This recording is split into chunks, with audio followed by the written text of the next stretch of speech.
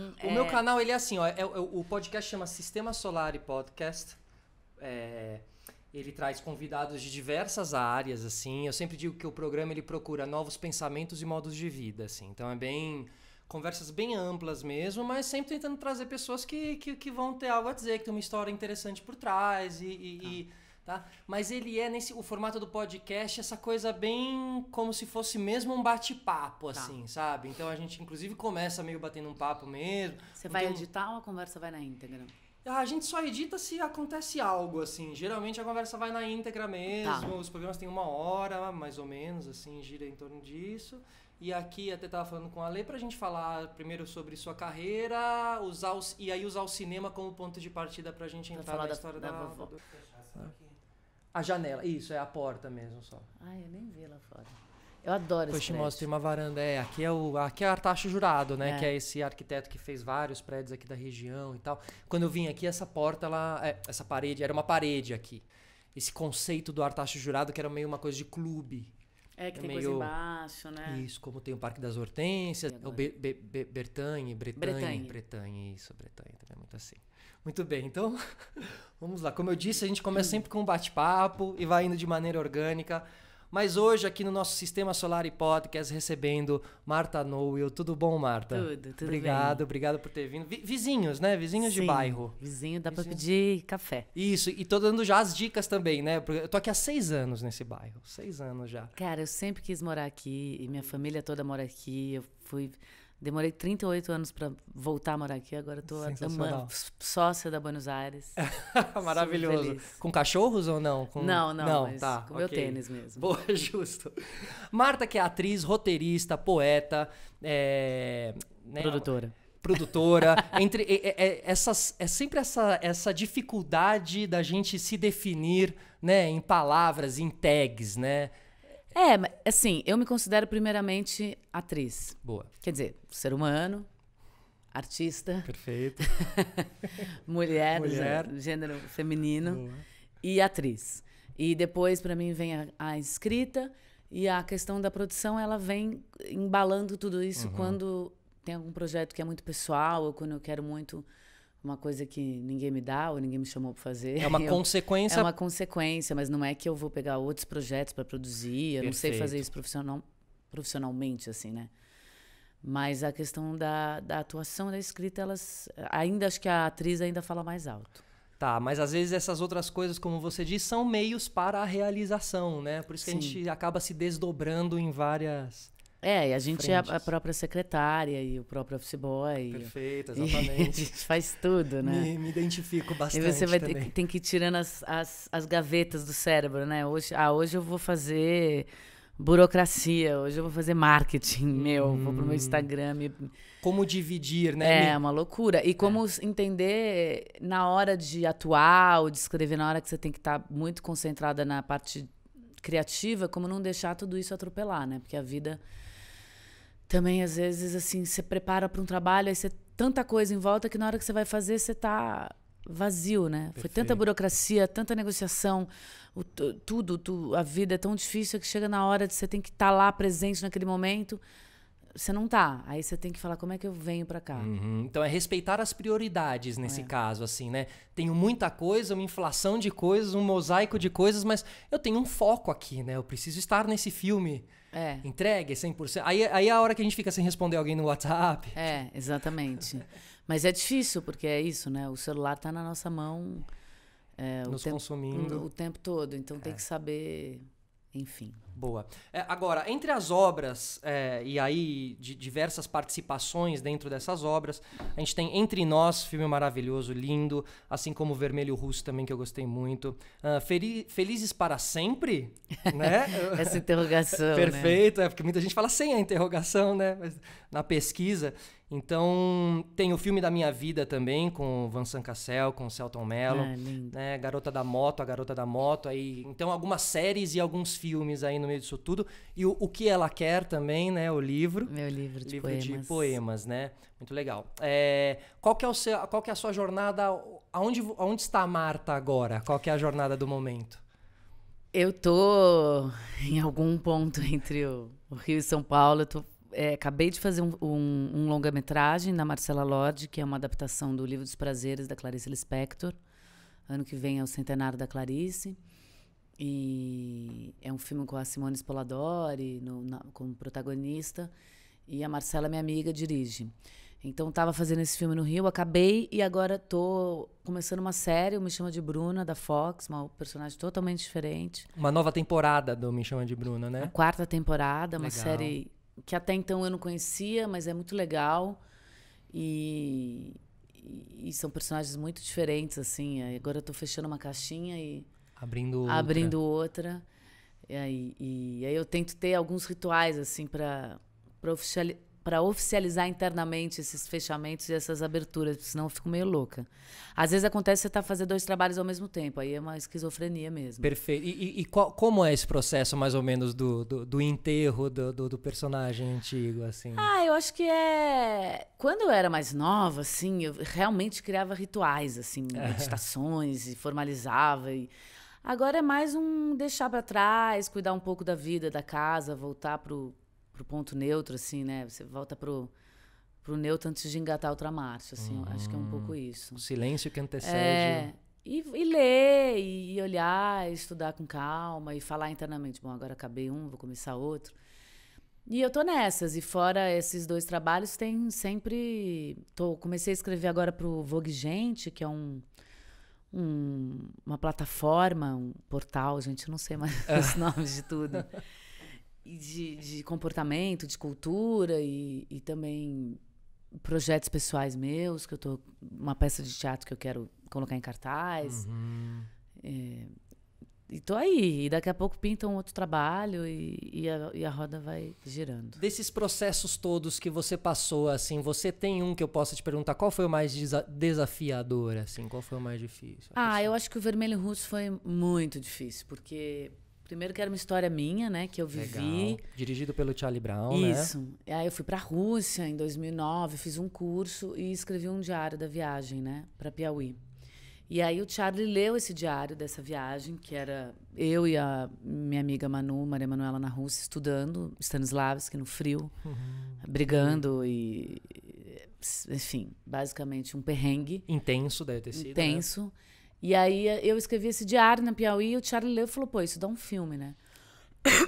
Que legal. E aí teve todo o processo de viabilizar o filme, de roteirizar minha própria história, de ficcionalizar eu mesma. E depois a gente foi pra Rússia filmar e eu entrei em parafuso. Assim. Você volta pro lugar onde você viveu tudo aquilo, dessa vez para viver de novo, mas dentro da ficção. Mas não é aquilo, exatamente. E não era eu, mas era eu. E eu tinha ido 5 anos antes, então eu era muito mais jovem. Aí eu cheguei falando, mas tô muito mais velha. Olha, muita coisa mudou, né? A Rússia politicamente também tinha mudado. Tava tendo a questão da Ucrânia. Nossa, tava tendo tanta coisa. E aí a gente precisava se reinventar. E ao mesmo tempo a gente tinha 30 dias para filmar um longo, uma equipe, uma responsabilidade, um dinheiro. Equipe grande, assim... Cara, a gente foi em 13 pessoas pra Rússia. Tá. Não foi na guerrilha. Foi 13 pessoas é quase uma semi-guerrilha, assim. Verdade. Com uma qualidade de cinema. Não é uma câmera na mão, uma ideia na cabeça. Justo. Mas assim, se você pensar que dessas 13, 6 são atores, o resto era um assistente de direção, que era também meio continuista, que era meio um terapeuta da equipe também. O diretor, um câmera, um cara só pro som.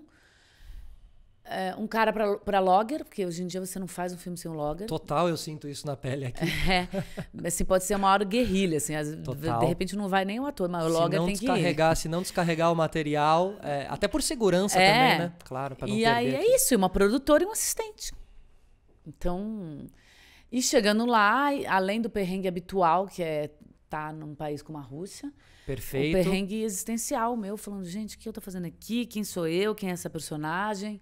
Esse roteiro tá ruim, o que a gente vai fazer? Enfim, eu acho que esse foi um dos maiores desafios. E as locações? Por curiosidade, como é que funcionavam as locações? Vocês foram meio na raça? Ou... Então, na véspera da gente ir, eu me lembro que a Eliane Ferreira, a produtora, tinha lido no jornal que o Kenneth Branagh tinha, a manchete era assim, desistir de filmar na Rússia, porque é impossível. Uma coisa assim. E a gente estava indo, né? E então, a gente foi, assim... A gente tinha uma coprodução russa e tal, Mas tinham coisas que era absolutamente assim, bota o microfone no paletó, finge que é turista e vamos gravando. Perfeito, imaginei. E aí...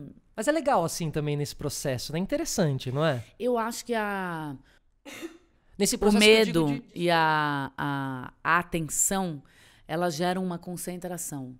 Quando você está muito relaxado, a equipe às vezes dispersa. Mas você tá na rua, tá frio, essa câmera pode congelar, o policial pode vir ali, não sei o quê. Então você mantém uma equipe muito unida, assim, tipo, vamos lá, vai dar certo, vai dar certo, vai dar certo.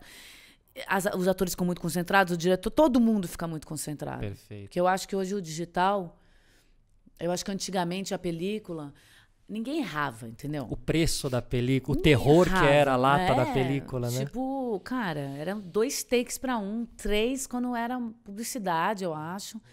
E isso eu acho que gerava uma concentração. E hoje os sets de filmagem, eles têm uma desconcentração, assim, porque é digital, porque tem o celular, porque eu acho que a gente está mais desconcentrado, ao mesmo tempo, porque o ser humano não consegue mais também. A gente abriu muita aba, né? Muita janela, é verdade. Tem razão. Então, a viagem em si para um trabalho de ficção ou até de documentário é muito legal, porque ela te tira do seu cotidiano. Então, todo mundo se concentra mais. Justo. E aí, ainda num país como a Rússia, que a gente tinha meio medo de ser preso, porque eles são meio loucos, tinha uma tensão que virava uma atenção. Um take só, muitas cenas devem ter sido em um take. É, assim, muita digamos coisa. assim. Claro, teve momentos que a gente conseguiu refazer, ter relaxamento, locação, mas teve esses outros momentos assim. Muito legal. Falando em processos, aqui, né, daqui a pouco a gente vai caminhar também para falar muito sobre sua avó, Dorina Nowell. Mas ainda fazendo esse link entre uma coisa e a outra, eu pesquisei alguns filmes, falando em desafio para o ator, eu acho que interpretar um cego deve ser um grande desafio para um ator, assim, né? Você já... Cara, é muito difícil, assim, meu sonho, quando eu fiz esse filme, o Dorina Olhar para o Mundo, é um documentário, né? Há muitos anos antes ele começou com uma ficção na minha cabeça, porque eu queria fazer o papel da minha avó. Sensacional. Desculpa, eu tô com essa gripe, todo mundo tá. E eu não consegui viabilizar como ficção, e eu acho que a minha avó não queria que fosse assim.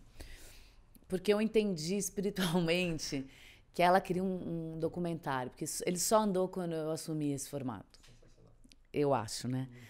E eu acredito muito na presença dela na feitura do filme. Mas eu queria muito fazer uma ficção, porque eu queria interpretar o papel dela, porque eu queria esse desafio também de fazer uma cega, porque eu observei ela a vida inteira. Claro. Né? E não rolou. Um tempo depois, a Mica Lins me chamou para um programa que chama Terra 2 na TV Cultura, que eu fazia uma cega. E eu achei... Assim, era um programa de TV, foi tudo muito rápido, não era um processo de um longa, que eu tive uma preparação ou uma série. Era um episódio, então, assim, teve uma preparação muito curta, mas não teve aquele mergulho vertical. E eu achei que eu estava preparada, né? Uma avó cega a vida inteira, minha avó... Eu convivi com a minha avó durante 30 e tantos anos, então eu falei, vou pegar os trejeitos. Mamão com açúcar isso aqui. Aí não, cara, e quando chegou, quando botou a câmera na minha frente, eu olhei pra Mica e falei assim, cara, eu não sei o que tá imprimindo, assim, eu tô parecendo cega, como é que é? Claro. E aí na hora ela me passou uns truques, eu também tinha visto algumas coisas e rolou, assim, mas eu acho que numa próxima vez eu farei melhor, assim. É muito difícil, porque você realmente tem que se colocar no lugar de uma pessoa cega sem a venda. Porque quando você põe a venda para ensaiar, fica tudo ótimo, você realmente fica perdido. Você realmente fica sem a coisa. Aí só que você tem que tirar, né? E você tem que fazer aquele olho que tá olhando, que te atravessa. Só que tem uma coisa na sua frente. Então, não enxergar enxergando, né? É um nível de abstração. Atuar é uma abstração, mas fazer um cego é como fingir que você não ouve, sem tapar os ouvidos. É difícil para burro. Então, para mim foi um super desafio, assim. E eu acho que eu adoraria ter esse tipo de papel de novo. Um papel desafiador, né? De um cego, uma cega. Porque eu acho que ali foi uma pincelada ali naquele trabalho. dentro desse tema, eu separei aqui fui pesquisar algumas boas atuações de cegos que tivemos no cinema e na história do cinema. A primeira que me veio sem nem pesquisar é o Al Pacino no Perfume de Mulher, é o né? máximo. Faz muito bem essa coisa né? Ele parece E tem a versão italiana, né? Que inclusive tá no filme tem sim, um trecho é que ele tá no verdade. trem. É verdade. Perguntando que cheiro é esse. E o Al Pacino, eu me lembro que quando eu vi esse filme umas 5 vezes, quando eu era mais nova, assim, quando ele foi lançado. Te trazia a conexão com a sua avó? Total. Porque ele tem né? Ele tem a relação do outro, né? Sim. No filme O Perfume de Mulher, ele tem a pessoa que tá ali do lado, né? Como você disse em alguma entrevista, você foi narradora para sua avó. Muitas vezes, né? Audiodescritora. Perfeito. Isso te ajudou no processo de escrever, de como enxergar, né? Porque aí você tem que narrar, você tem que observar com mais detalhes as coisas e tal, talvez. Não sei, pode ser. Talvez pode ser, desde criança, preocupada narrando, em passar para ela as coisas, pode ser.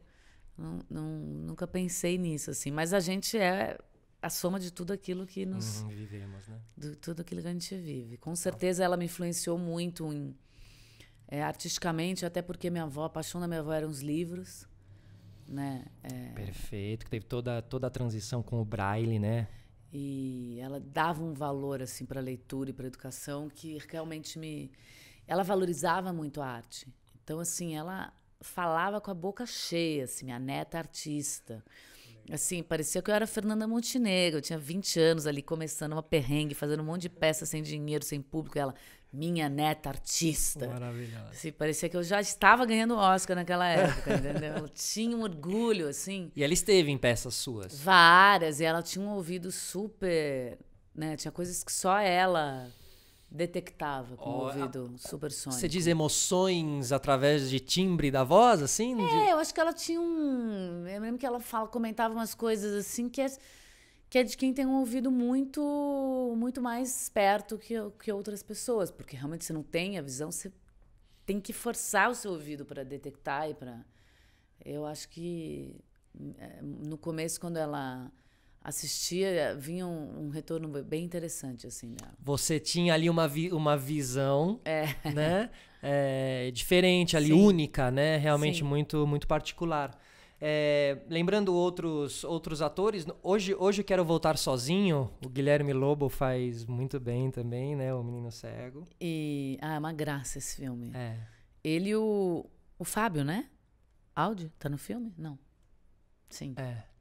Desculpa, eu também não, eu não lembro. Um outro era o Val Kilmer, fez um filme À Primeira Vista, muitos anos atrás, anos 90, o filme do Val Kilmer, mas que tinha uma temática interessante, porque ele é cego e ele começa a namorar uma menina que obriga ele a fazer a operação para enxergar. Para enxergar. E quando ele começa a enxergar, plot twist total, assim, tipo, o mundo vira de cabeça para baixo. Ele nem quer mais. Ele não consegue atravessar a rua, ir pro semáforo. Eu não vi esse filme. Vira uma... Que é interessante para você, né? Aí você realmente começa a parar para pensar particularidades do universo de um cego, né? Tem umas histórias, né? Assim, claro, não vamos mudar de assunto tão completamente, mas assim, um parênteses, tem umas histórias de pessoas que podem voltar a ouvir e preferem não. Tem muita história, eu já vi alguns filmes sobre isso. E tem com cegos também. Porque às vezes é considerado uma perda, mas não necessariamente, às vezes. A minha avó, até o final da vida, ela dizia que antes dela morrer, assim, na véspera dela morrer, eu fui no hospital e ela falou, quando eu chegar lá em cima eu vou ver tudo e vai ser muito bom. E eu achava que ela já estava meio vendo, assim, que ela já estava num outro plano. Ela, eu sei que adoraria ter voltado a enxergar, assim, na história dela, assim. Mas ao mesmo tempo, ela nunca contou com isso, né? A hora que ela decidiu fazer o que ela fez, ela estava assumindo ali Ela assumiu e se resignou e batalhou de um outro lado. Mas eu sei que no fundo do coração dela sempre tinha uma coisa assim, um dia vai ter uma cura, um dia eu vou voltar a ver e tal. E deve estar vendo agora. Com certeza. No YouTube. Tá vendo a gente aqui isso. agora. E teve um outro filme também, a Bjork fez também, Dançando no Escuro. É verdade. Ela interpretou também uma cega. Não, quando eu fui fazer a pesquisa, fui me deparando ali com vários filmes interessantes. O cantor, Bjork, né? O Jamie Foxx fez o Ray, né? Também muito bom. Agora, tem uma diferença entre a pessoa que enxergou e perdeu a visão e a pessoa que nunca teve a visão, assim... Eu não sou nenhuma especialista no assunto, Tá. né? Mas, assim, eu acho que a pessoa que perdeu a visão, ela sabe o que é o vermelho. Ela sabe o que é Um círculo. a cor da água, um círculo, um círculo até uma pessoa que nasceu cega pode saber, porque ela, né, ela pega justo. aqui e alguém fala, isso é um círculo. Perfeito. Mas cor, textura você aprende, mas cor, eu acho a cor uma coisa fundamental, Uhum. né? O que é a cor de pele? O que é uma cor de pele? Qual o tom da sua pele? Você nasceu cego, você não sabe qual o tom da sua pele. Deve ser uma sensação muito louca. Mas isso, como né? será que eles enxergam esse tom? Eu sempre fico ali, né? Porque deve ser o lúdico é muito interessante, o lúdico, né? A pessoa tem que realmente ser muito criativa, Totalmente. né? Mas para mim as histórias mais impressionantes é quem nasce cego e surdo, né? Aí é uma descoberta de sentidos. Se desenvolve por outros caminhos, né? Mas no caso da minha avó, ela perdeu a visão com 17 anos, né? Então ela tinha já muitas referências e até por isso foi difícil de aceitar para ela no começo, né? Porque eu acho que a pessoa que já nasce cega nunca teve aquilo. Né? Claro. Agora, Com 17 anos também, né? Você, jovem, na né? adolescência. Exato. Bem punk. Eu acho que a gente está falando sobre Dorina Nowell, a Dama da Inclusão. Essa semana, centenário, ela faria 100 anos, né? Ai, que emoção, né? Ela foi o doodle no dia 28, ela foi o doodle do dia. Eu quase morri de amor. Eu ficava entrando no Google e vendo ela, falando assim, não tô acreditando. Você entrou várias vezes ali? Várias pesquisas naquele dia? O dia inteiro, eu não tô acreditando. E eu já sabia que ela ia ser. Porque você sabia. a gente já se preparou para aquilo, né? Com a fundação, com o pessoal do Google. E na hora que eu vi, eu fiquei totalmente passada, assim, porque é o Brasil inteiro, né? E mesmo lá fora, se você digitasse Doodle do dia, ela aparecia. Que legal. Então, assim, era, né, uma presença no mundo inteiro, assim, da sua avó. Maravilhosa, eu fiquei muito né? emocionada, assim. Meu olho enchia de lágrimas o dia inteiro, assim. Eu falava, nossa, ela merece cada teclado das pessoas no Google, ela merece. E a fundação, né? Porque isso reverte para a obra dela. Manter viva a imagem dela reverte para a obra e para quem necessita, e para os deficientes visuais, que são quem precisam da fundação e quem usa, né, a fundação. Quem usufrui, né? Mas o impacto realmente da manutenção dessa... O impacto da obra dela é o que faz estar até hoje, assim, né? Quando você se depara com a obra dela, é muito forte, realmente. É muito forte. Então, só para explicar, você entrava no Google essa semana, ali na capa do Google, né? Sempre tem uma homenagem, um desenho. Essa semana era para Dorina Nowell.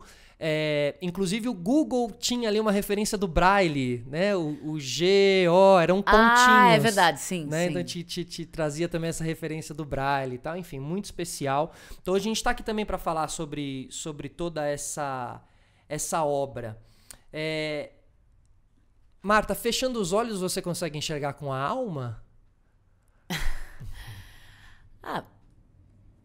Enxergar com a alma. Porque tem uma coisa assim, olha, quando você beija, quando você fecha dá um bom beijo na boca, você fecha o olho.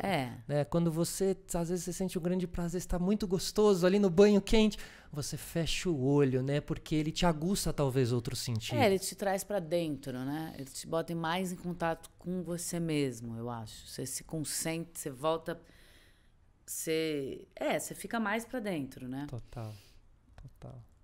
Eu sempre acho que, eu não sei se toda vez que eu vejo o Steve Wonder cantando, tocando, eu sinto isso, assim. E eu sentia isso com a minha avó também.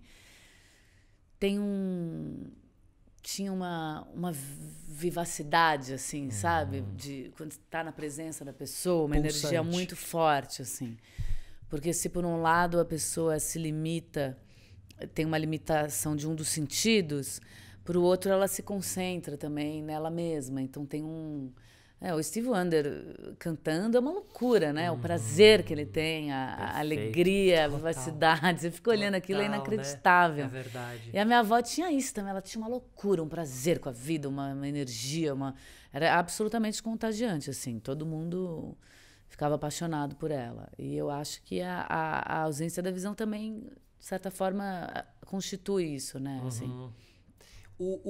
E falando um pouco da obra e de todo o papel da fundação, essa parte da educação é muito importante, né? Levar a educação ao deficiente visual através dos livros de Braille, né? Me fala um pouquinho dessa jornada toda, de como a sua avó conseguiu estabelecer esses padrões, né? Olha, fazendo um resumão, assim, não muito técnico, mas de uma visão de neta, ela ficou cega.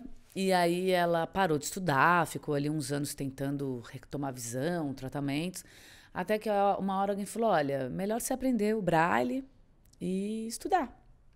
E aí ela falou, não, vou aprender, quero voltar a ler. E aprendeu, e ela teve a oportunidade de ir para uma escola normal, ela foi a primeira aluna do Brasil, cega, a estudar numa escola normal, né? Não era um instituto para cegos, não era. Perfeito. Então ela mesma se incluiu, né? Ela era inclusiva, ela né? se auto-incluiu com a ajuda legal. de pessoas, porque ninguém faz nada sozinha. Ela sempre teve muita ajuda de muita gente na história da vida dela. E aí ela terminou o curso e era um curso para virar professora, né? E aí ela quis se especializar na educação para deficientes visuais. E ela entendeu que não tinha muitos livros no Brasil. Então ela falou, bom, a gente tem que começar a produzir os próprios livros. E aí ela começou com sistemas mais rudimentares, com pessoas fazendo livros, página a página, até que ela foi para os Estados Unidos fazer uma especialização com 2 amigas. E lá ela conseguiu da Kellogg's Foundation uma doação de uma imprensa Braille. Nesse meio tempo, assim, na verdade, ela impressora já... Uma impressora Braille. Impressora Braille. Uhum. E nesse meio tempo ela já tinha dado início à fundação aqui no Brasil, já tinha começado, que chamava Fundação para o Livro do Cego do Brasil. Verdade. Antes de chamar a Fundação Dorina Will para cegos. E aí eles, quando ela voltou, a prensa Braille ou imprensa Braille? A impressora, não é isso? Imprensa Braille. Estamos aqui consultando os universitários. Que é uma impressora Braille, é isso? Que é uma Naquela época era uma gráfica mesmo de uma gráfica, Perfeito, uma cartela chapa. de zinco, para... Perfeito, claro. E aí ela começou a produzir livros e... Cara, mas daí também não adiantava ter alguns livros e não ter uma coisa inclusiva. Ensinando a ler. Não ter, assim... tinha que ter ela fez as primeiras campanhas nacionais de educação políticas. Ela entrou porque ela teve que entrar para a política. Porque ela teve que... Isso teve que ir para o mundo, né? Não adianta também você produzir livros ali no bairro, né? Uhum. Então, e aí a obra dela foi para muitos lugares, desde...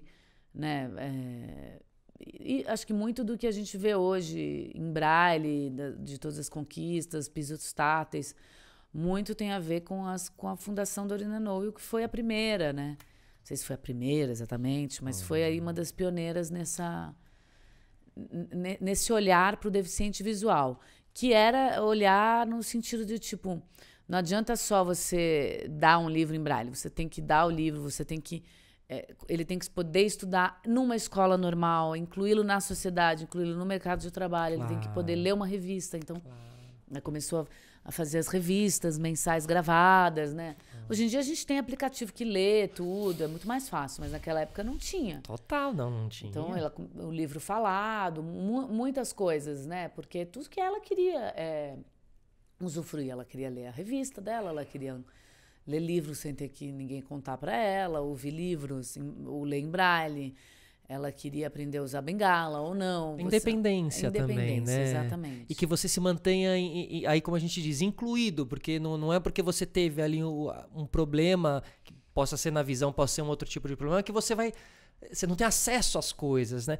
Na pesquisa, eu acabei vendo o Braille, da onde vem o Braille, né? E era o Louis Braille, que foi um menino de 16 anos, ali, séculos atrás, que não tinha a possibilidade de ler e desenvolveu sozinho o sistema Braille, que é usado até hoje, tá? Foi um menino de 16 anos.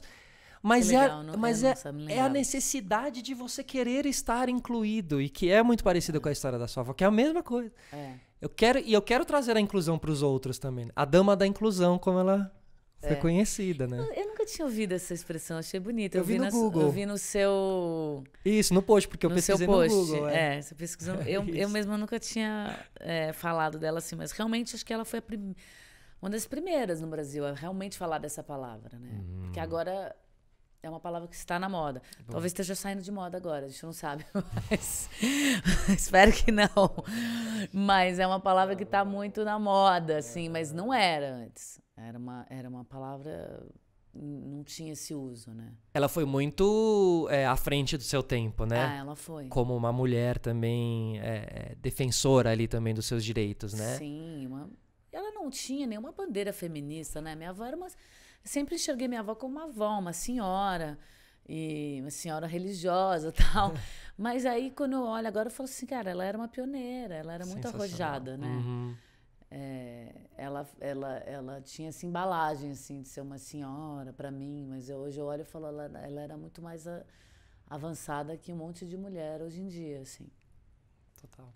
Tem esse trabalho aqui da Turma da Mônica, Como Dorinha Vê o Mundo. Ah, que legal. Que é muito legal, que tá todo em braille.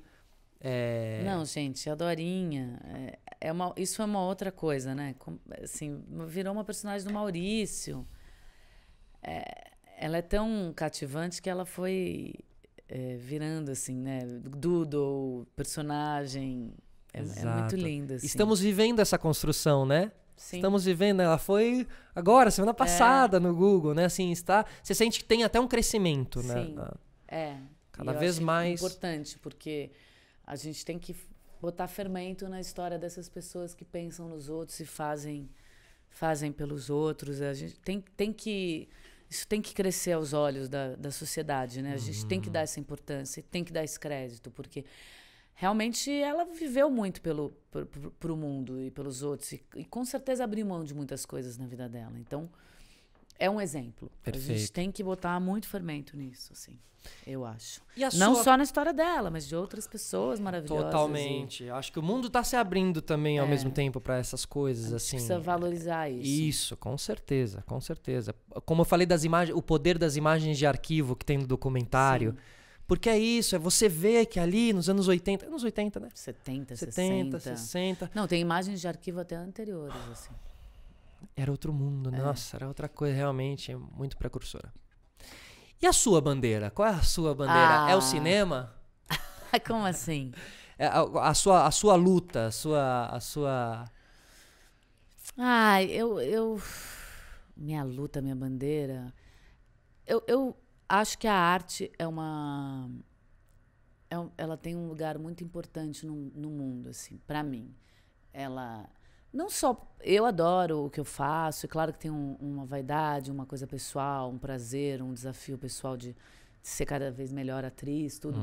Mas tirando tudo isso, eu acho que a arte, a cultura, elas são fundamentais na formação do ser humano, em todos os sentidos, assim.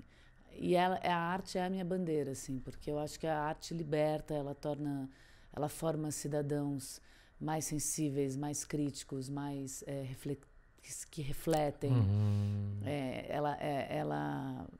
Você ganha o poder da abstração com a arte, né?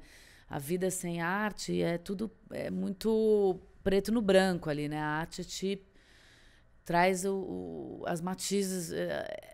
Ela abre os olhos, né? Ela descortina até para você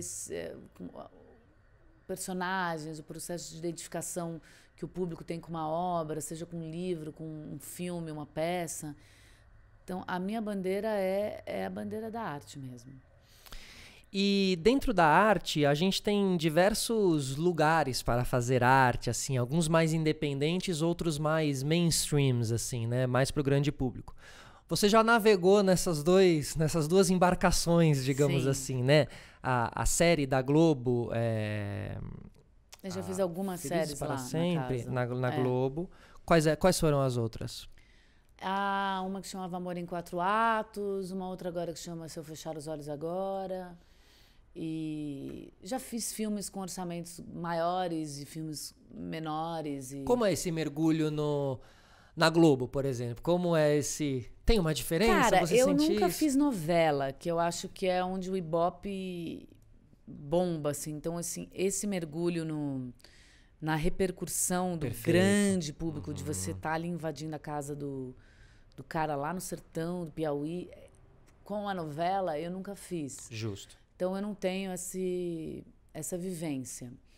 Mas tem essa vivência de ter vários tipos de produção, vários tipos de orçamento. E cada filme, cada série, cada coisa é de um jeito, assim.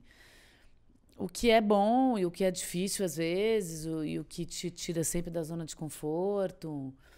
Mas, claro, trabalhar na Globo é um jeito bem específico, né? Agora estão chegando as grandes plataformas, Netflix, e cada lugar tem um jeito, um tipo de produzir. Cinema é diferente de série.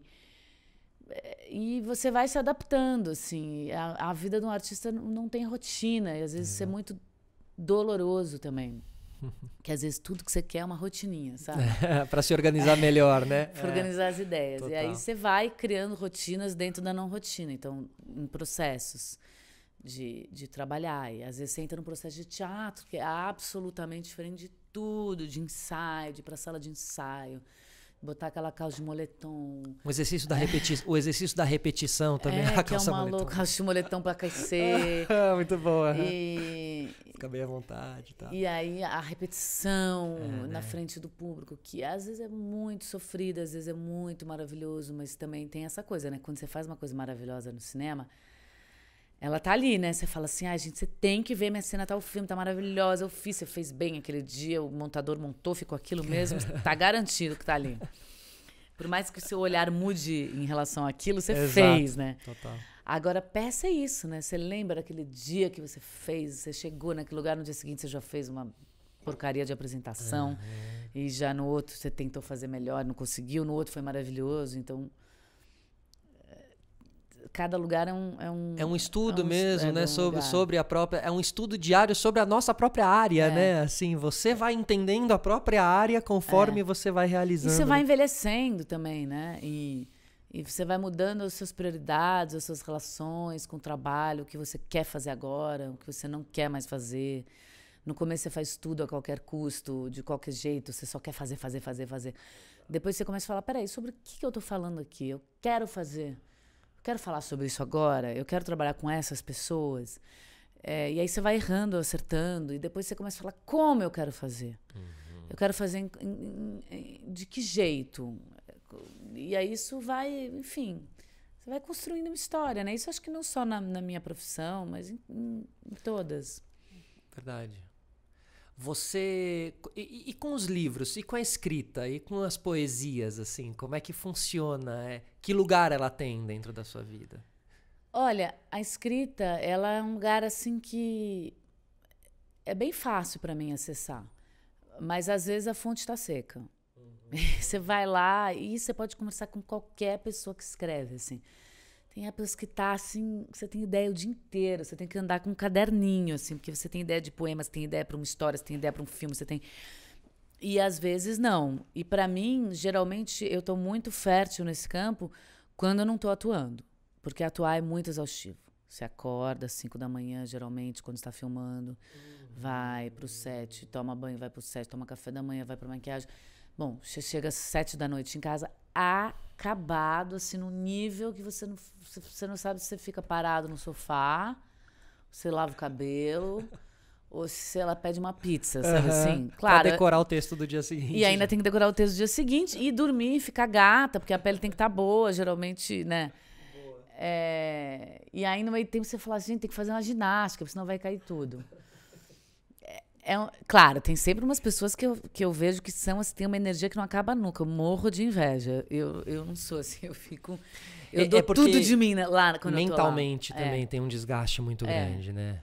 E tem gente que tem muita energia. Eu fico muito cansada, assim. Eu preciso recuperar as forças para começar de novo.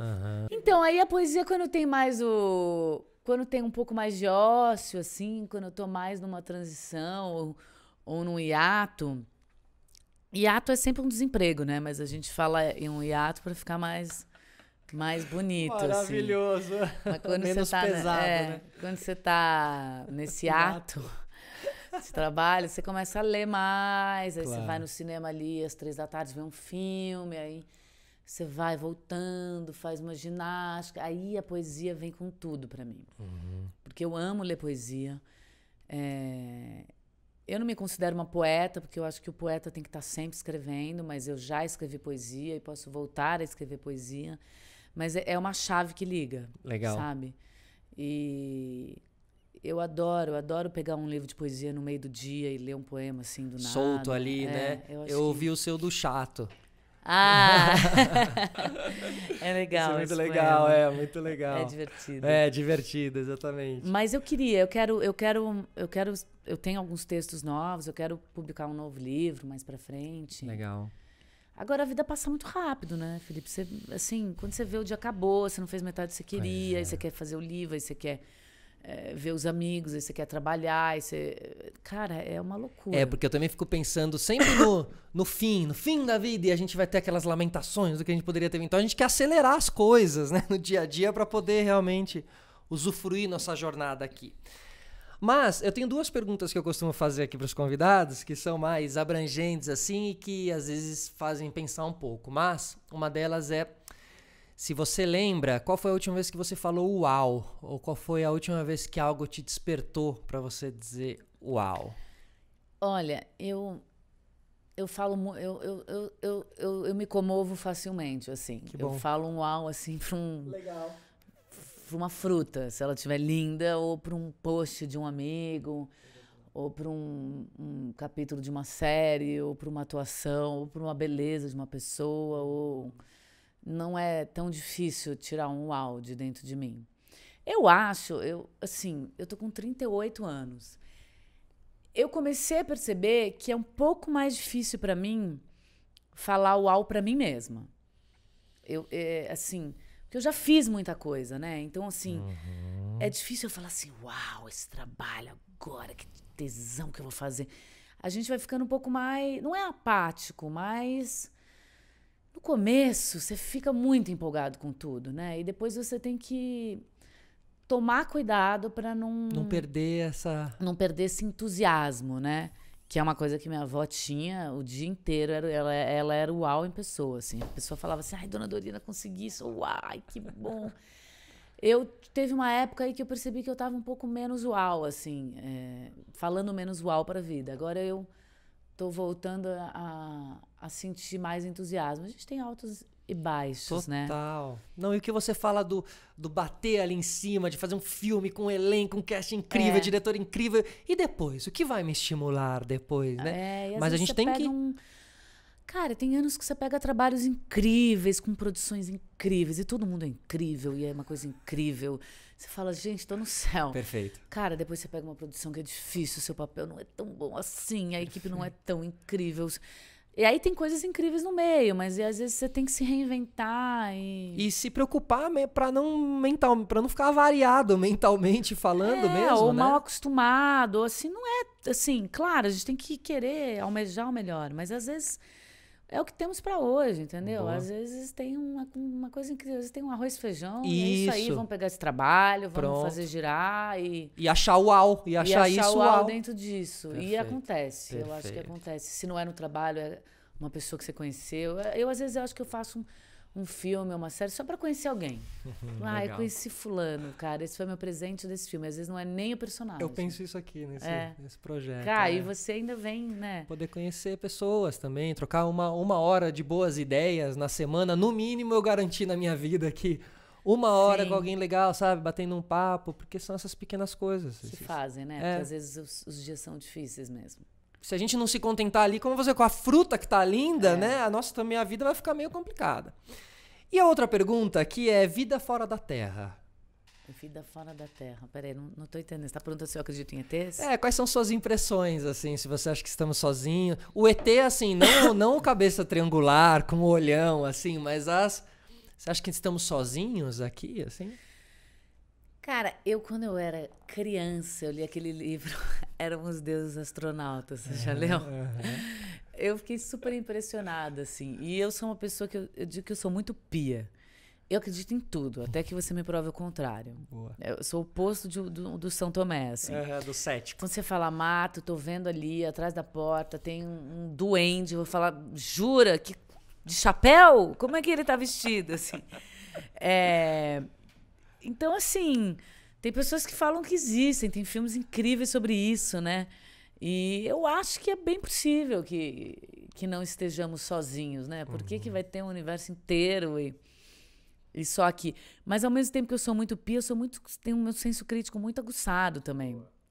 Então, eu fico, assim, às vezes achando tudo meio ridículo e falando, não, eu vou acreditar só no que eu tô vendo, mas aí eu não consigo e volto a acreditar em tudo. Assim, espiritualmente, eu acredito muito além da matéria, assim. Perfeito. Aham. Eu acredito na nossa alma, Nas energias, que sobrevive, a nossa morte, que tem um ciclo. Mas em relação aos seres extraterrenos, eu oscilo nas minhas crenças. Perfeito. Você não acha que vai chegar um OVNI aí, então? Pode ser falar que vai chegar, eu vou acreditar. Mas eu não fico pensando nisso. Boa, também. claro, né? Também eu vou perder tempo com que eu não sei se existe realmente. Tem uma frase em espanhol que diz: Eu não creio em las brujas, pero que las hay. Ai, né? Muito bom. Marta, obrigado. Já? Já. Mas não era uma hora? Estamos aqui, 50 minutos batemos aqui. 50 minutos de papo. Obrigada, obrigado. Foi muito legal, muito bom poder falar sobre tudo. Eu acompanho o seu trabalho há muito tempo. Ai, que legal. Eu vou acompanhar mais o seu agora. Boa, depois se inscreve no canal. Se inscreve no canal. Deixa o like. Se inscrevam no canal. E procurem nessa semana de centenário, procurem conhecer um pouco mais do trabalho da Fundação Dorina Noble. Isso. Que é lindíssimo. No Instagram, @fundacão, né? Fundacal, né? Fundação Dorina Noble, com 2 L's no final. Yes. Certo?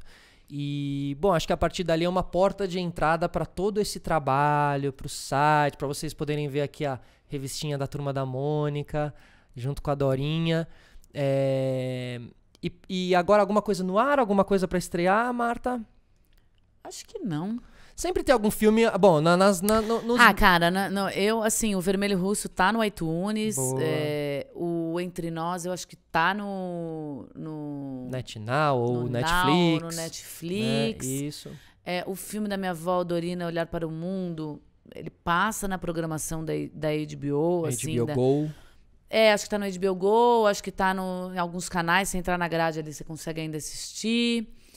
E... No Max, se eu não me engano, tava também. O Max, filme da minha vida também tá por aí, tá no Now, que é o filme do Celta que eu adoro. Tem muitos trabalhos, assim. Como foi o processo com o Celton Mello? Como é que foi o processo com o Celton? Foi legal? Você super imita bem o Celton. Eu já imitei ele pra ele já uma vez. Pô, tamo aí, pô. Uma loucura, um falando igual ao outro, pro outro. O Celton é muito, muito legal, assim, porque ele é ator, né? Ele é um super ator. Então, ele sabe o que você tá sentindo ali, assim. É muito bonito, assim.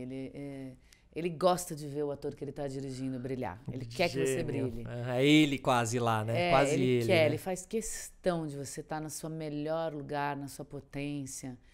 E acho que ele tá, além de ser um grande ator, cada vez vai ser mais um grande diretor, assim, também. Você vê como, né, os anos do trabalho vão te trazendo um imaginário tão rico, visualmente, que, né, quando ele foi pra direção ali, ele fez tanta coisa que quase uma ordem natural, assim, né? Você vê ele trazendo muita coisa legal. O Palhaço também já é um filme lindo, né? Tem muita coisa legal.